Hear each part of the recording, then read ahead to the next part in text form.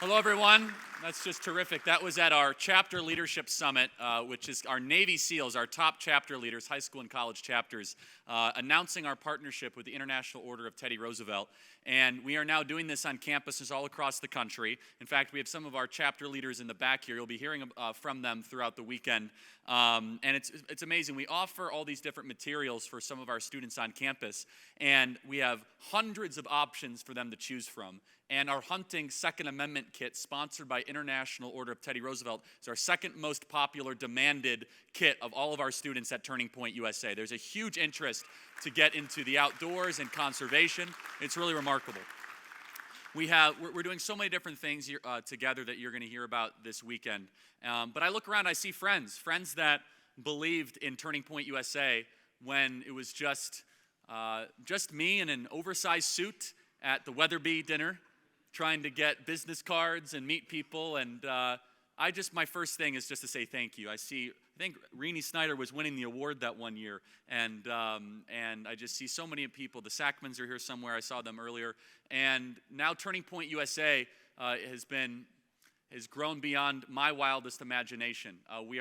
We are on over 3,000 high school and college campuses now across the country, hundreds of thousands of active student members, making a difference for liberty, for freedom, for the Constitution. And here's what we all have in common tonight, IOTR and TPUSA. I was talking with my great friend Mike Ingram about this earlier, is that we both want to conserve that which God has given us. The natural habitat, nature, hunting, and fishing, and the United States of America. Both those things are necessary for conservation. And if we're honest about it, both those things are under historic attack. They're trying to take our ability to go out in nature and not look at a phone all day long. You know, one of the selling points that we have for, our young people when it comes to our partnership with IOTR is that this generation is the most depressed, suicidal, anxious, and medicated generation in history. I guarantee you, if more of them turned off their phone and went into nature, all those things would improve. Guarantee it. That if they just stopped staring at their phone all day long, and let's just start with them going for a hike. You don't have to go where Barbara Sackman goes and hunts some, thing in Mongolia for 3.5 weeks or something it's really, I hear these stories, it's unbelievable. It's just, you guys keep on outdoing yourselves, by the way, I think that's half the reason why you guys keep meeting every single year. So you guys can well, did you get this ibex, with a bow? It's incredible. I'm impressed. I think my life is hard, debating these communists on campuses. You guys go to Uzbekistan, in negative 10-degree weather. It's like, this is, honestly, God bless you, because life is about doing hard things, and you guys do very, very hard things, I got to tell you. I've been blown away and impressed. But I ask so many of you who are, this is the best hunters and sportsmen on the planet are here in this room, and there's always this answer, I like seeing the culture, I like the rush of it, but it's being out in nature and understanding what man did not create. Man did not create the incredible mountains and the rivers and the valleys. And to be in touch with nature is very close to be in touch with the divine. And in this hyper-technological society, I can't help but think this is one of the things that we're missing the most with the next generation. There's just this gaping hole where we're looking for answers like, why are kids so disconnected from reality? What is this? We used to just say, go out and play, or go hunt, or go shoot after school, and we've lost that. And look, I don't think we're going to solve it overnight, but we want to play a role with you to try and reignite the tradition in this country of going outdoors, of being with your friends. And one of the reasons why I love hunting, and I'm not a serious hunter, but I love the idea of hunting. I've gone a couple times. I saw my Spanish friends here, which is, some of my best memories. I think the first animal I shot was out there in Spain, which is, you cannot be a serious hunter without being responsible. It's like you say, of course, Charlie, that's an obvious thing to say. And in America right now, we have the Statue of Liberty, but we also need the Statue of Responsibility, because you cannot have liberty without responsibility. It collapses. And anyone who is a serious, first of all, firearm owner or hunter knows that you're responsible not just for yourself, but you're responsible for the weapon that you're carrying with you. You're responsible for the land. You're responsible to do it in an ethical and a humane way. And I firmly believe if we want to create more mature people, that get them out into the wild, get them out, to do something that is not just pre-programmed for them on a social media smartphone. I want to also emphasize, as I say, we're trying to conserve this country. I'm enthusiastic about that you call your entire gathering the International Order of Teddy Roosevelt. Teddy Roosevelt is without a doubt one of my favorite U.S. presidents. Super interesting person. Was born very, very wealthy. Many of you already know this, but it's worth repeating. Born very, very wealthy. Became police commissioner of New York. He became governor of New York, then selected as vice president. McKinley gets shot. He then becomes president by accident. And so he has this kind of country's in crisis. We wouldn't know anything about that, obviously, but the country's in crisis, and he has a decision to make, and one of the most underappreciated aspects of Teddy Roosevelt's presidency is that he managed what other countries messed up, which is Russia in particular saw mass industrialization occurring, and they said, oh my goodness, there's going to be tens of millions of people that are going to leave farm jobs, and they're going to have to go to the cities, and Russia mismanaged that, and they got communism. Teddy Roosevelt said, oh my goodness, if we do not properly protect the American middle class, we're going to have a Marxist revolution here. And he was a conservationist of nature, but he was a conservationist of the Constitution, of the Declaration. I mean, America was still an infant country at the time. We were not immune from the same sort of influences of communist revolutions that happened in so many different countries.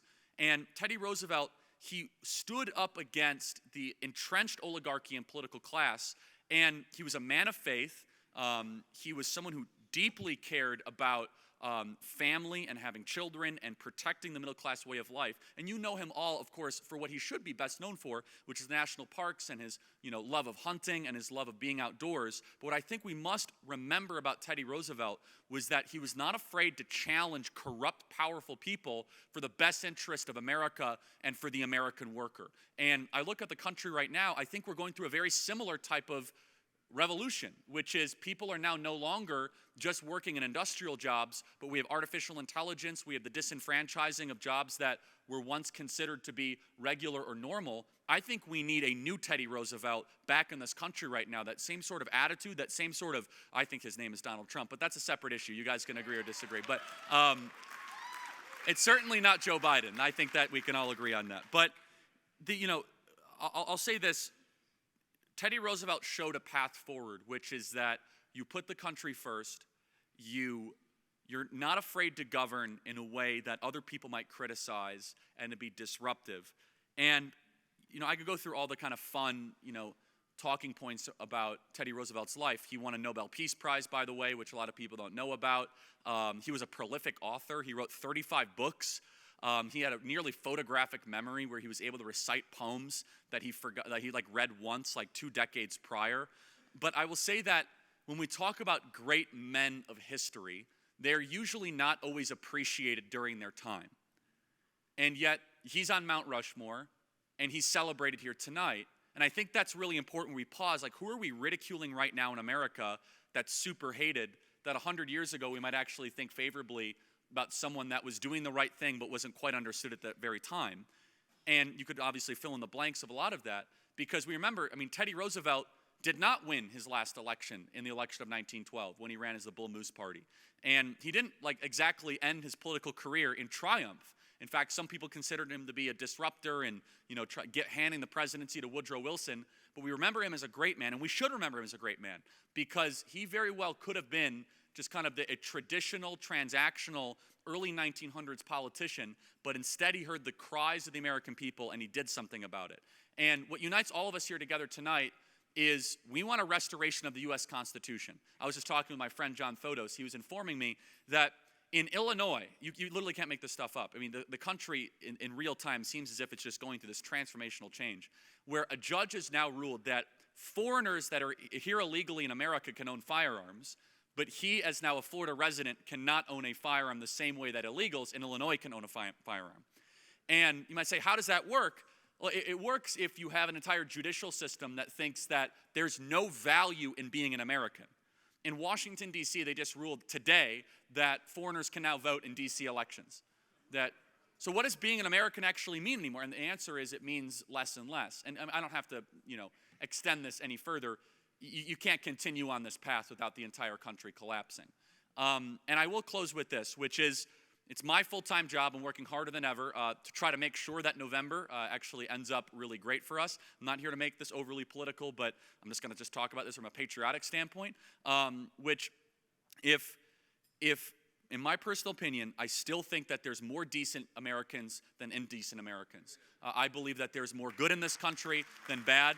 I believe that and I have no idea how things are going to work out. You know, some of you asked me during the cocktail hour, Charlie, are you optimistic or pessimistic? I said, well, if I tell you I'm optimistic, then you're going to go home and do nothing because, you know, Charlie said you're optimistic, so I don't have to do anything. If I say I'm pessimistic, I'm going to go home and do nothing because, you know, Charlie thinks it's all over and there's no point in fighting. It's perfect, the quote here, and it's, again, back to Teddy Roosevelt. It's what are you going to do? It's the man in the arena that counts. And it means no longer being a spectator. And I know many of you have probably said, I've done everything that's been asked of me, right? I watched Fox News, I bought the pillow, I've done everything that has been asked of me. By the way, promo code Kirk at mypillow.com. Can you write that down? Just write that down. The Giza Dream Sheets are terrific. The slippers are awesome. It's about doing more, and that's why I love working alongside all of you. And I'm just thrilled and thankful that the Lord has blessed Turning Point USA so greatly these last couple years and that we've been able to grow to the level that we have. And so my pledge to you is, you know, we have our political arm, Turning Point Action, we have Turning Point USA, is that I'm going to run through the tape. It's going to be the hardest I've ever worked towards anything in my life. I believe that we've been given this perspective and this platform over 11 years because I don't know how many more elections this country is going to get, how many more chances we are going to get. I feel as if we are really operating on borrowed time, if you will. And we are seeing things that you never would think that you would see in the United States of America. And it's going to require a consolidation and all of us coming together. And my fixation and my focus is, what am I as a human being, as an individual, going to do for such a time as this? And that's why I love partnering alongside all of you. And I get the opportunity to travel the country to all 50 states, and I do see people starting to wake up. In fact, we have a big problem at Turning Point USA. We're on campus tour right now, which is we cannot find rooms big enough to fit all the students that want to attend our campus events. The amount of interest, the amount of energy is remarkable. People of all different backgrounds, Hispanic and Black and Asian.